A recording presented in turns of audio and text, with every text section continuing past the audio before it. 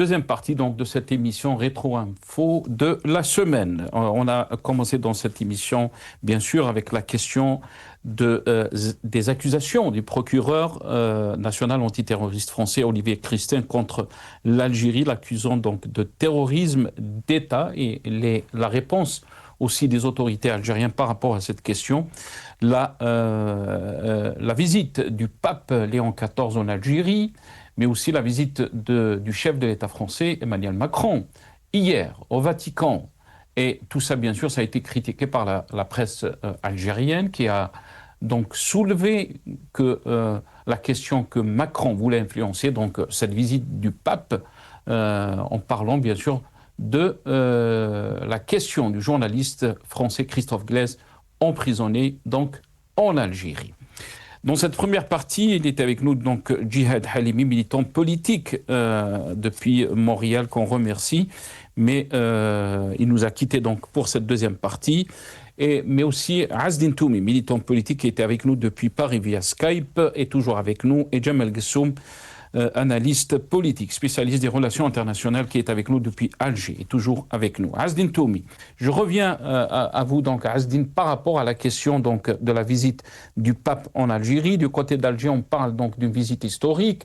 3 ONG qui ont soulevé la question des droits humains et des libertés en Algérie ont écrit au pape juste avant sa visite. Macron, hier, qui était au Vatican et bien sûr qui a été critiqué par la presse algérienne. Azdine Toumi.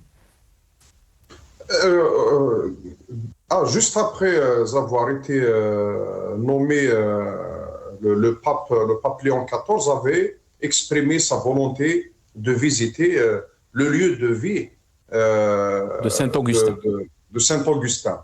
Et il se trouve que le lieu de vie où est né, où a vécu, où est mort et exercé en tant que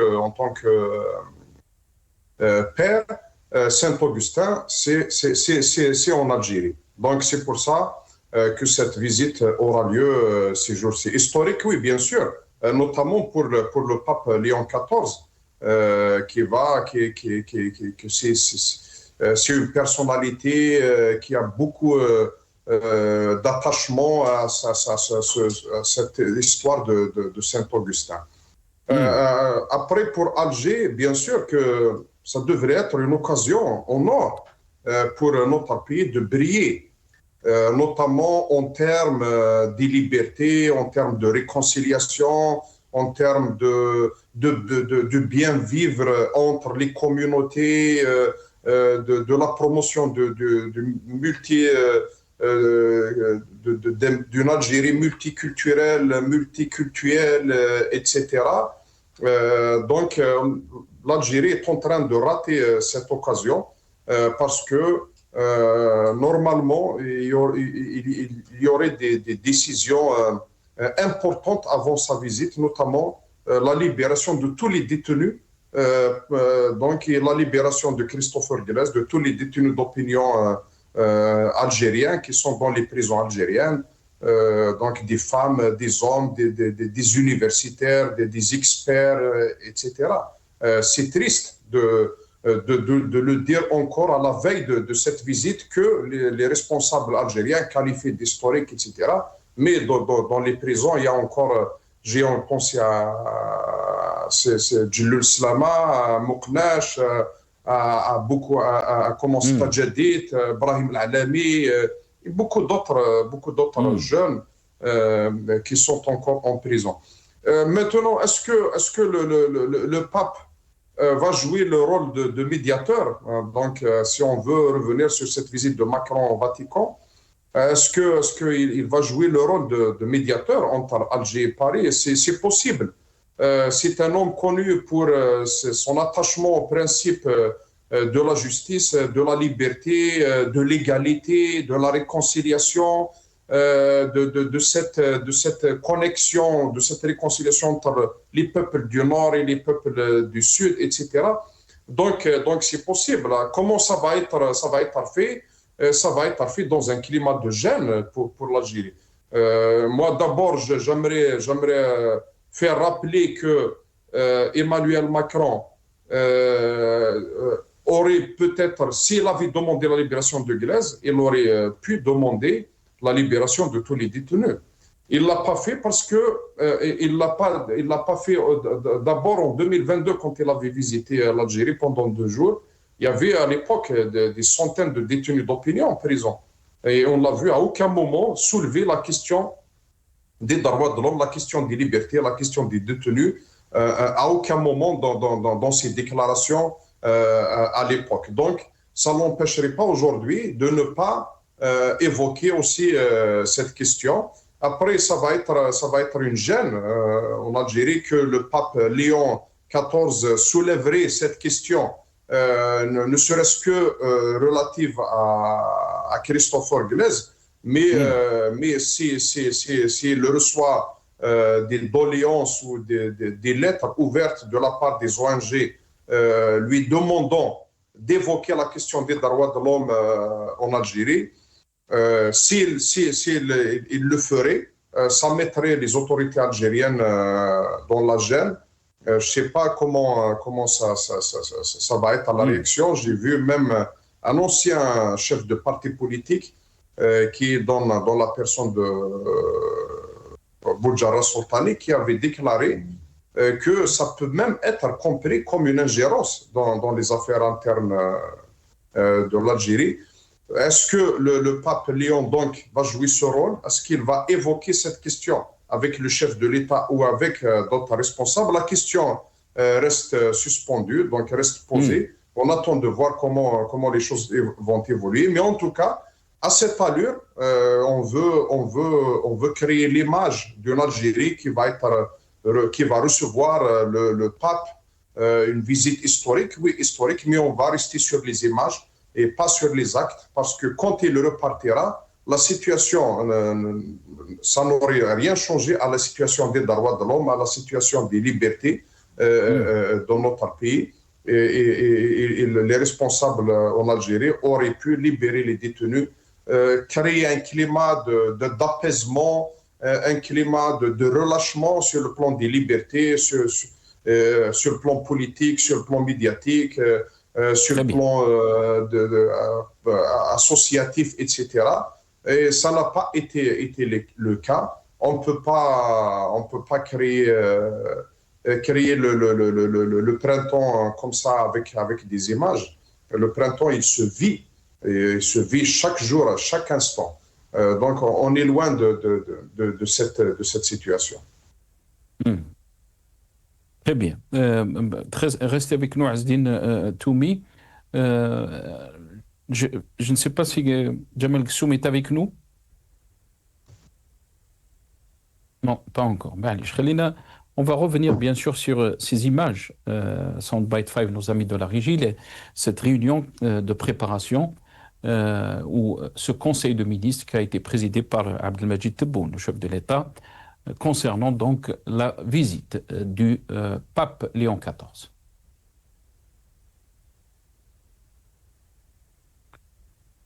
Si c'est possible, Soundbite 5, nos amis de la régie.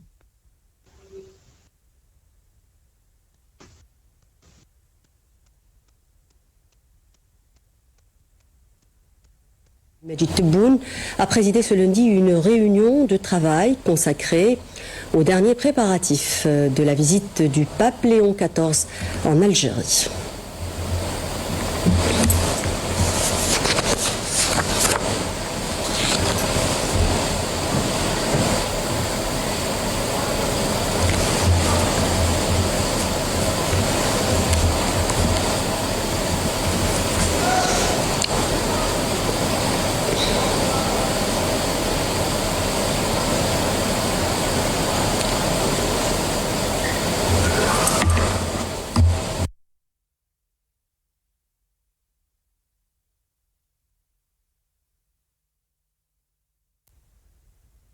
Voilà.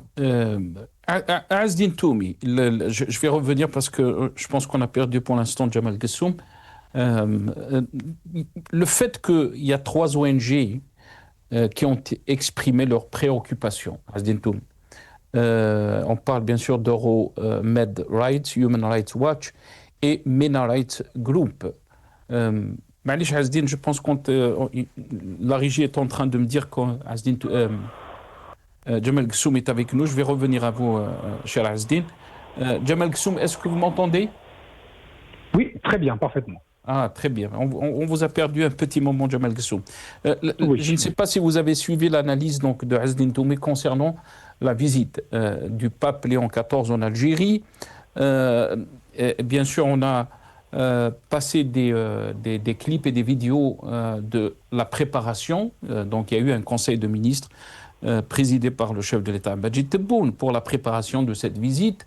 On parle d'une visite qu'on qualifie d'historique du côté d'Alger, mais des organisations qui défendent, donc des ONG qui défendent les droits de l'homme et les libertés ont critiqué donc dans une lettre où ont exprimé leurs préoccupations concernant donc les violations des droits humains en Algérie, à la question des libertés, mais aussi la répression des dissidents politiques et des minorités religieuses. Jamal Gsoum, hier aussi, il y a eu beaucoup de réactions de la presse algérienne concernant cette visite d'Emmanuel Macron au Vatican. 3 jours avant la visite du pape donc, en Algérie, on a parlé que Macron voulait influencer donc, cette visite en évoquant la question du journaliste français Christophe Glaise, donc incarcéré en Algérie. Votre réaction, Jamal Gsoum? Tout d'abord, concernant la concomitance entre la visite du président Macron au pape et la visite du pape, j'aimerais simplement dire que, vous savez, quand Jean-Christophe Glaise avait été incarcéré avec Boualem Sansal, personne n'en parlait. Ensuite, ils ont parlé de Boualem Sansal et maintenant qu'il a été libéré, ça devient une fixation. Donc, c'est une question d'intérêt politique intérieur français. Ça les regarde. Cela ne nous regarde pas. Et quand je dis nous, c'est l'Algérie. Je m'inclus dedans.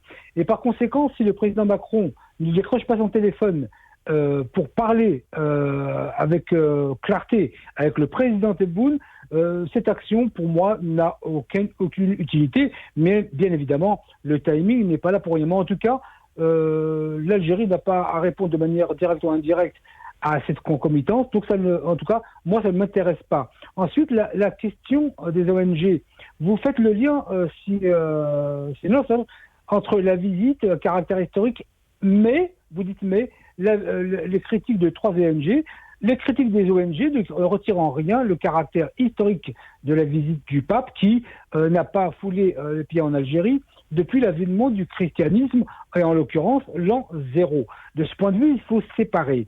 Maintenant, en ce qui concerne les critiques faites par ces 3 associations, j'ai 2 choses à dire.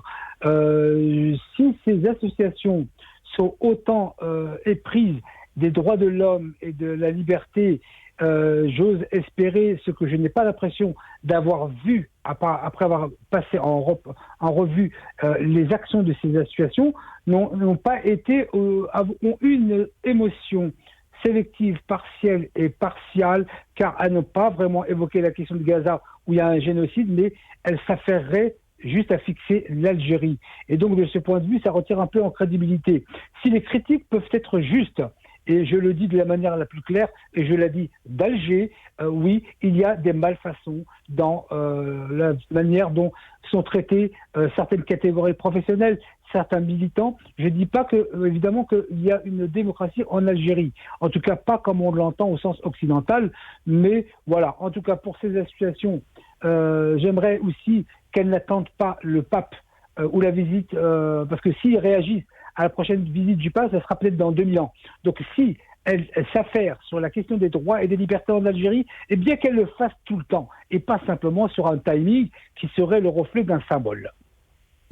Mais la question de l'image, Jamal Gsoum, est-ce que l'image de notre pays est ternie? Vous avez parlé de cette visite historique donc, du pape Léon XIV, la première fois donc, en Algérie. Mais la question qui est soulevée par ces organisations qui défendent donc, les droits de l'homme et les libertés dans le monde, il n'y a pas que...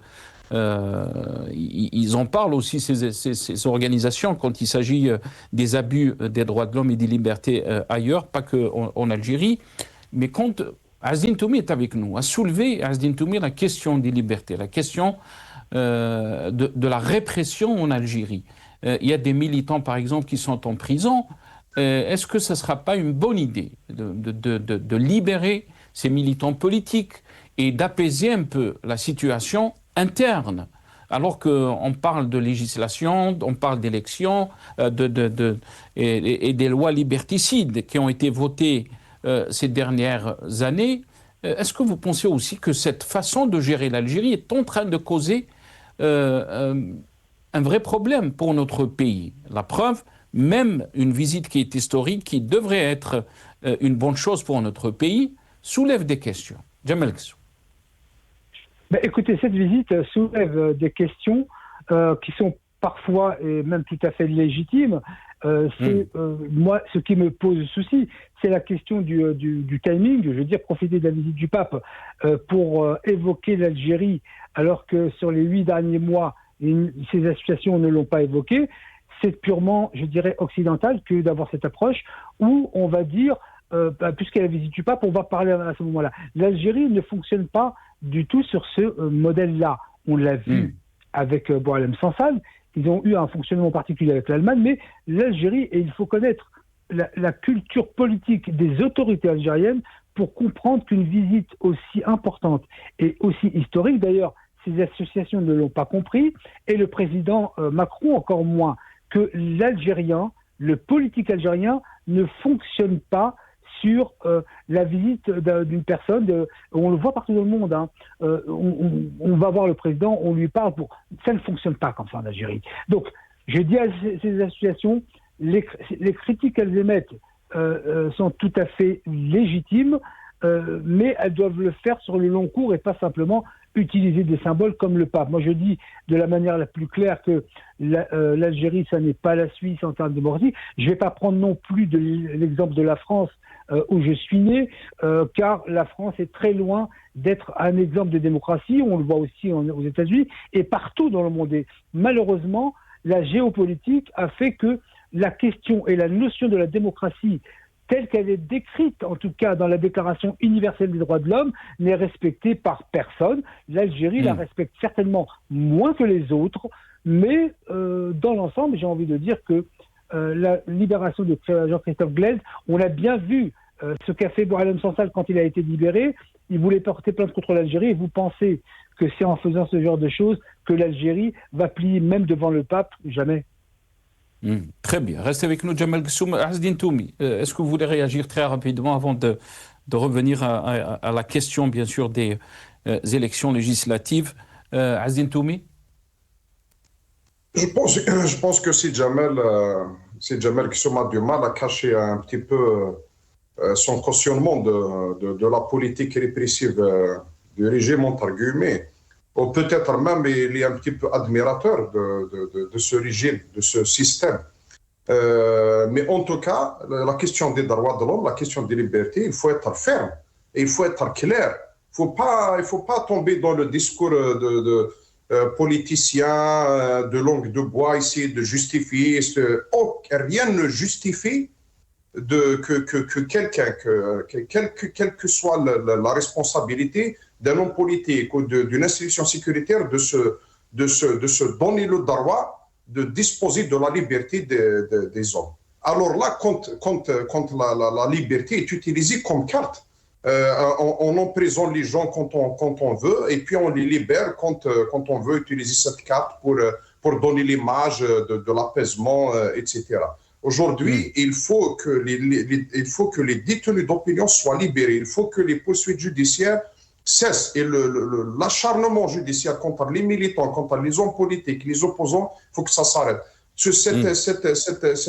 Cette politique d'interdire de quitter le territoire ou d'interdire de rentrer sur le territoire, il faut que ça arrête. Donc aujourd'hui, c'est ça l'image de notre pays. Aujourd'hui, l'Algérie, vous croyez que le pape ne le voit pas, il ne le sait pas. Vous croyez que les capitales occidentales ne savent pas ce qui se passe en Algérie sur le plan politique, sur le plan médiatique. Toute cette répression, il y a plus de 200 détenus d'opinion aujourd'hui en Algérie, des jeunes, et ça touche même des enseignants universitaires. Moi, quand j'étais étudiant il y a des années, l'université, c'était sacré. Même les services de sécurité n'avaient pas accès, c'était interdit. Aujourd'hui, ils prennent des professeurs universitaires et les jettent en prison. Des analystes politiques, des opposants, d'autres qui sont sous la contrainte du contrôle judiciaire et puis de DSTN. Ça, c'est dramatique pour notre pays. Aujourd'hui, on accueille le pape qui symbolise une autorité religieuse importante quand même donc, à côté de l'islam dans le monde. Et un homme qui porte en lui la politique de la tolérance, de la liberté, etc. Et on le reçoit à Alger, on fait un conseil avec le chef de l'État. Il y avait des responsables pour parler de quoi? Pour parler comment sécuriser son cortège, comment nettoyer, comment peindre les trottoirs, comment nettoyer les trucs. Et on a vu à Annaba, il y a quelques jours, il y a une crise d'eau potable. Les citoyens de la ville d'Annaba n'ont même pas l'accès quotidiennement à l'eau potable. Donc voilà, on est dans l'image, on est dans la propagande, on est dans l'instrumentalisation de tout.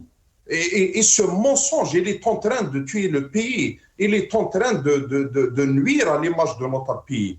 Et il faudrait à un moment donné s'arrêter et construire quelque chose de solide, de réel. On ne va pas construire un grand pays sur de la propagande, sur du populisme, sur des images créées de toutes pièces, sur un discours creux qui est complètement détaché de la réalité, avec une classe politique, peut-être on va revenir dans d'autres sujets, absolument, complètement à côté de la plaque, qui est en train de discréditer et la scène politique et discréditer le pays. Donc aujourd'hui, il faut être réaliste, il faut être clair. Très bien.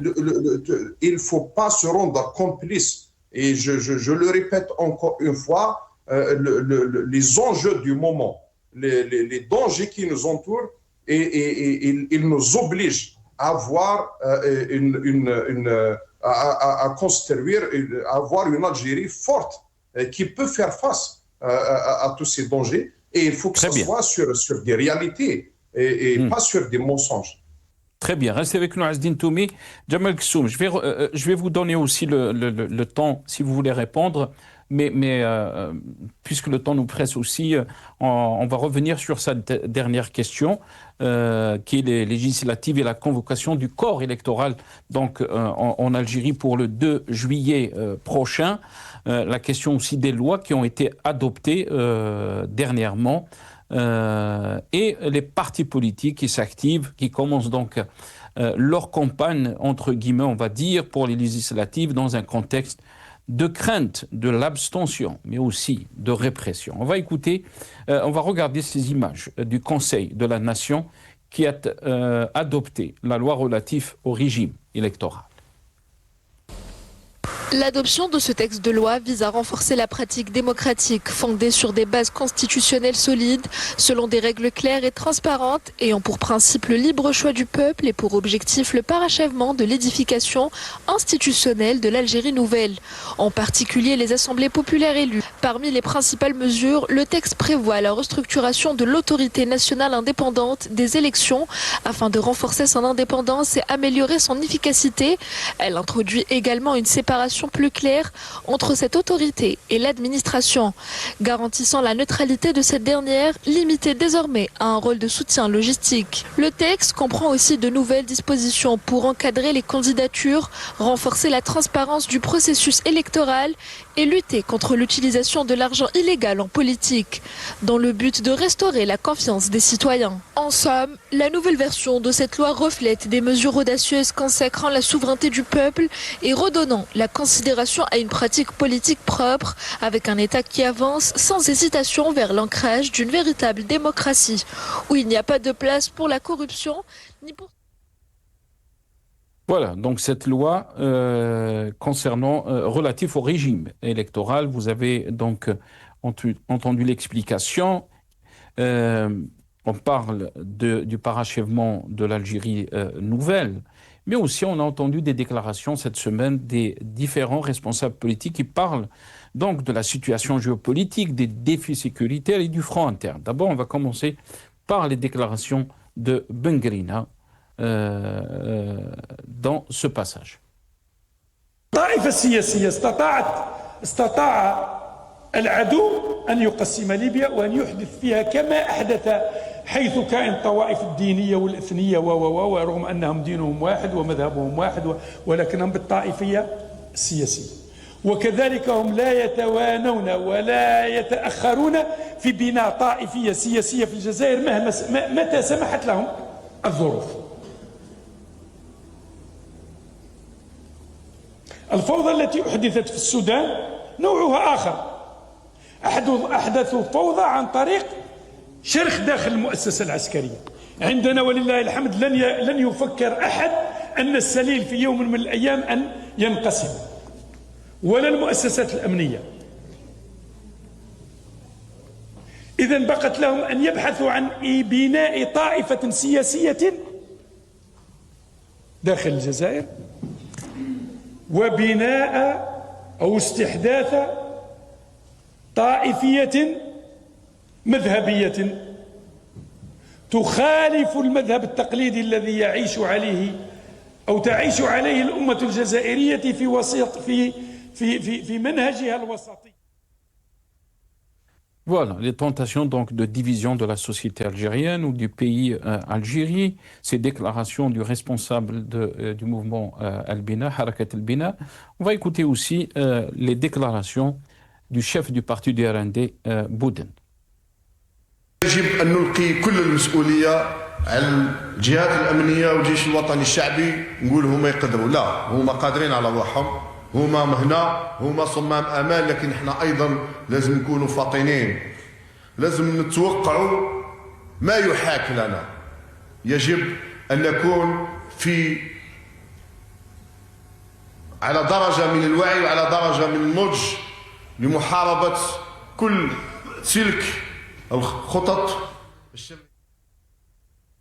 Voilà, Mounder Bouden, donc le responsable du RND, qui parle donc des défis sécuritaires, les complots contre l'Algérie. Un autre passage aussi, Zarwati, qui est la responsable du parti de Tej, qui parle des défis géopolitiques ou les changements géopolitiques.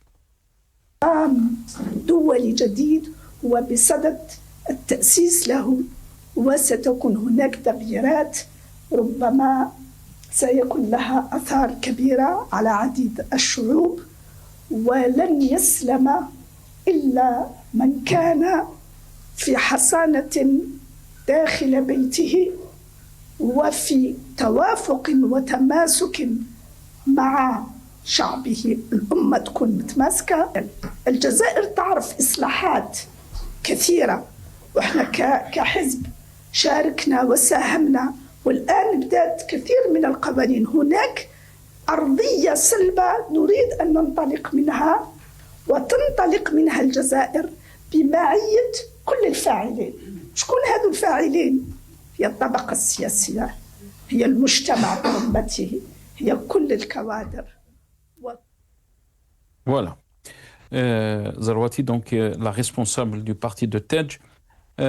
Jamal Ksoum, je commence avec vous, Jamal Ksoum, cette question. Bien sûr, la convocation du corps électoral, les élections donc prévues pour le 2 juillet prochain. Ces déclarations de plusieurs responsables politiques qu'on a juste donc passées. On parle bien sûr du front interne, on parle des complots contre l'Algérie, on parle des défis sécuritaires, des changements géopolitiques. Quelle est votre réaction, Jamal Ksoum, par rapport à ces élections qui ont prévu donc le mois de juillet prochain, mais aussi à la situation que vit notre pays à l'échelle interne et les défis qui ont été mentionnés par ces différents responsables politiques? Alors, avant de vous répondre, je voudrais juste dire à M. Toumi s'il pense que je suis admiratif du régime, comme il pourrait le dire, non, monsieur Tony. Moi, je suis admiratif de l'intelligence collective qui tend à faire évoluer les processus démocratiques de l'intérieur. Je ne suis pas admiratif des gens qui ne faut que condamner, sans jamais être dans un processus d'évolution. Voilà ce que je voulais dire à monsieur Tony. Donc, vous pouvez condamner comme vous voulez, si vous n'êtes pas dans le jeu, vous ne pourrez rien faire. Quelle est l'utilité entre celui qui est à l'extérieur et celui qui est sur le terrain? À vous de décider. En ce qui concerne cette élection, écoutez, moi ce que j'ai envie de vous dire, parce que je vais vous le dire directement, j'ai peut-être le soupçon, je dis bien le soupçon de me présenter à cette élection. Mais l'impression que j'ai aujourd'hui, c'est que ça va être encore plus, je dirais, ça va être un cirque, à mon avis, qui va dépasser de très loin celui de 2021. 2021, c'était déjà pas mal en termes de cirque. Mais là, aujourd'hui, j'ai l'impression que ça va être pire. Tout d'abord, il y a les discours que vous entendez. Vous avez passé quelques vidéos. Pourquoi vous voulez vous présenter, Jamel, alors que vous êtes en train de dire que ces élections seront un cirque? Très bien. Parce que j'ai dit d'abord, j'ai un soupçon. Ça veut dire que ça n'est pas sûr. Et ça rejoint mon propos précédent sur le fait que je préfère être dans le processus et me battre plutôt que d'être à l'extérieur, voir un match se jouer sans participer. Et ça me permet ensuite, en toute légitimité, de condamner, mais pas tout le temps condamner. Voilà pourquoi est-ce que j'ai ce soupçon de doute. Mais j'attends encore quelques éléments d'information parce que ce que j'ai vu en 2021, j'ai l'impression que cette année, ça va être bien pire avec, par exemple, ce qui me concerne, c'est la diaspora algérienne, plus de 80% des Algériens de France ne savent même pas qu'il va y avoir des élections. Ils ont lancé, il y a quelques jours, le processus de révision des listes électorales, etc., etc., etc. Ce qui fait qu'on va arriver au même taux de participation que de 2021, c'est-à-dire qu'il ne va pas dépasser les 3,5%. Et donc, on reste sur la même chose que 2021, mais en pire. Et quand j'entends le discours des politiques comme M. Bengrina, Monzor Bouden, l'autre dame, je ne la connais pas, j'ai l'impression que je suis chef de service dans un asile psychiatrique et qui est en train d'entendre les déoléances de mes patients. Voilà l'impression que ça me donne et je suis très perplexe. Je vous le dis, je ne suis pas sûr de me planter, mais je suis absolument perplexe sur la réalité démocratique de ce scrutin. Et il y a d'autres circulaires qui ont été mises en œuvre dans la nouvelle loi électorale qui feraient sauter au plafond n'importe qui. Savez-vous, par exemple, qu'il y a un fait qui n'existe qu'en Algérie. Nulle part ailleurs au monde, une liste qui se présente, eh bien, dans cette même liste, ce même parti, la loi électorale algérienne fait que chacun des participants dans la même liste deviennent des concurrents parce que les électeurs peuvent voter pour l'un ou pour l'autre. Avez-vous déjà vu ça au monde? Ça n'existe pas. Et donc, j'ai un doute très certain sur, en tout cas, la transparence de cette élection. Je n'y crois pas vraiment, pour ne pas dire pas du tout. Et les modalités de mise en application du code électoral fait que chaque liste est concurrente, d'une liste à une autre, c'est concurrent. En fait, ça n'a aucun sens. La question qui s'impose donc, Jamel Gessoum, d'abord, revenons sur les déclarations des responsables, de quelques responsables politiques qu'on a passées. Est-ce que vous pensez, quand Bengrina parle et dit que les ennemis même de l'Algérie n'ont pas pu nous diviser grâce à l'armée, mais aussi Monzor Bouden qui dit aussi presque la même chose, est-ce qu'on est dans l'instrumentalisation de la situation sécuritaire, mais aussi des défis géopolitiques qu'on est en train de voir se tracer dans le monde, surtout par rapport à cette guerre contre l'Iran. Et en même temps, vous êtes en train de dire que vous ne croyez pas à la transparence de ces élections. La question qui s'impose, Jamel Gessoum, c'est comment peut-on participer à un processus pour un changement et vous l'avez qualifié il faut qu'on soit positif, alors qu'il n'y a pas de transparence, il n'y a pas de volonté de changer les choses au plus haut niveau, on va dire. il y a deux questions dans votre propos concernant le discours de M. Benglina et de M. Mondrabouden, qui instrumentalise effectivement, ils instrumentalisent la situation géopolitique pour dire en gros, il faut que nous soyons unis. En gros, c'est ça que ça veut dire. Mais c'est un discours qui est sorti à chaque élection et à chaque moment. Et je dis simplement à M. Benglina et M. Mondrabouden, il ne faut pas prendre les Algériens pour des idiots. Ils savent penser par eux-mêmes et ils savent que vous avez ce même discours parce que vous n'avez aucune légitimité politique. La légitimité politique de ces partis est nulle et non avenue. Ça, c'est la première chose. Ensuite, votre question, c'est comment participer à un processus pour lequel il n'y aurait pas de transparence et en fait, votre question, c'est quel est le sens d'une participation à une élection à laquelle on ne croit pas. Et c'est pour ça que je vous dis que je suis très partagé, j'ai un soupçon, je ne sais pas si je vais y aller. Est-ce que je vais aller participer à un cirque? Je n'ai pas envie. Et est-ce que je ne vais pas y participer? Et ça, en tout cas, ça ne me donnera pas le droit réel. Parce que quand on se présente, on a le droit ensuite de critiquer comme on veut. Mais quand on ne se présente pas ou quand on ne vote pas, et je dis ce message aux électeurs, si vous ne votez pas, votre mot ne vaudra absolument rien. Et même peut-être d'ailleurs que même s'ils votent, ça ne vaudra rien du tout. Mondrabouden, mais aussi Benglina, on parlait du rôle de l'armée par rapport donc à la stabilité que vit notre pays. Un mot très rapidement. Qui laisse l'armée de côté. Qui laisse l'armée de côté, c'est pas leur problème ça. Leur problème, c'est de proposer un projet politique. Leur problème, c'est d'être indépendant du gouvernement en place. Leur problème, c'est de proposer des choses concrètes et d'avoir une intelligence. Ils n'ont pas ça. Pourquoi ils viennent nous parler de l'armée? Très bien. Restez avec nous, Jamal Ksum. Azdine Toumi, je vous laisse, donc, si vous voulez répondre aussi à toutes ces questions. Comment vous voyez donc ces élections, Azdine Toumi?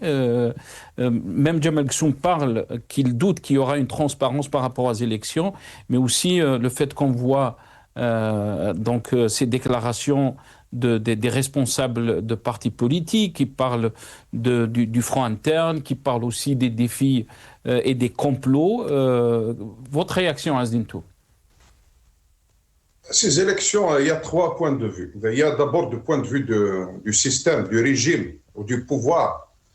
C'est une formalité administrative. Il a besoin de s'assurer des assemblées qui lui seront acquises complètement en vue de se maintenir au pouvoir. On l'a déjà dit. Pour les partis politiques et les candidats, c'est une course au privilège. Ils ont bien compris que être élu, c'est avoir accès aux privilèges et aux intérêts. Et c'est le pouvoir lui-même qui distribue les sièges. Donc, ils sont restés dans la sphère ils tournent autour du pouvoir. Voilà. Après, il y a du point de vue de la société, de la population. Je ne parle pas au nom de la population, mais je pense que c'est un événement. Ça va être comme les élections précédentes. D'ailleurs, l'enjeu important aujourd'hui pour les élections dans notre pays, ce n'est même pas les questions que se pose Sixoum par rapport au discours des partis politiques, qui est un discours complètement dépassé par le temps, et des fois on tombe des nues quand on entend ces responsables. On dit, est-ce qu'ils ont fait des études, est-ce qu'ils connaissent la politique, est-ce qu'ils parlent aux Algériens, ou ils parlent, je ne sais pas, quel type quel type de personnes, des extraterrestres, on ne sait pas. On ne se pose plus la question sur le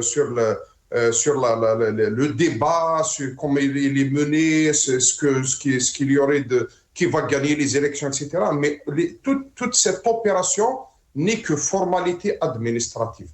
Il y a pas, le peuple algérien n'est pas dans cette dynamique de changement qui passe par les élections. Pourquoi? Parce que, pour répondre à cette question, pour dire que, voilà, critiquer, s'opposer, ne pas participer. Moi, je ne participerai pas pour donner de la légitimité à un pouvoir qui n'a aucune intention, il n'a aucune volonté politique de partager le pouvoir, ni de dialoguer avec quiconque.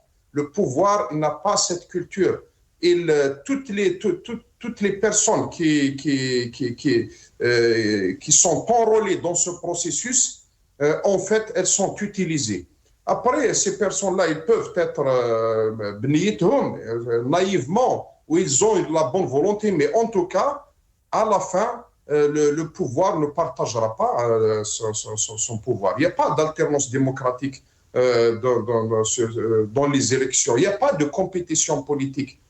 Quand on voit la classe politique, les débats qui sont en train, c'est des débats qui sont complètement détachés de la réalité. Le vrai débat, quand il est posé, les personnes qui sont mises immédiatement en danger.